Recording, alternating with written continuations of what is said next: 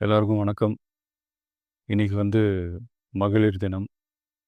தமிழ்நாடு முழுக்க இருக்கிற என்னுடைய அம்மா, அக்கா, தங்கச்சி, தோழின்னு உங்க அத்தனை பேருக்கும் இந்த தினத்தில வாழ்த்து சொல்லாம இருக்க முடியாது. உங்கள் அனைவருக்கும் என்னுடைய மகளிர் தின வாழ்த்துக்கள்.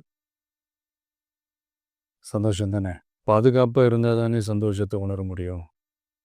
அப்படி எந்த பாதுகாப்பும் இல்லாதப்போ, இன்செக்யூரிட்டியா இருக்கிறப்போ, எந்த சந்தோஷமும் இருக்காது தானே!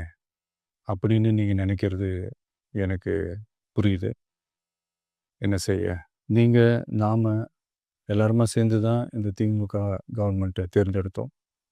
ஆனா, அவங்க எப்படி நம்மள ஏமாத்துவாங்கன்னு இப்ப தானே தெரியுது. எல்லாமே இங்க மாறக்கூடியது தானே! மாற்றத்துக்கு உரியது தானே! கவலைப்படாதீங்க. 2026ல நீங்க எல்லாரும் சேர்ந்து, இல்ல நாம் எல்லாரும் சேர்ந்து, இந்த மகளிருக்கான பாதுகாப்பை உறுதி செய்ய தவறிய இவங்கள மாத்துவோம்.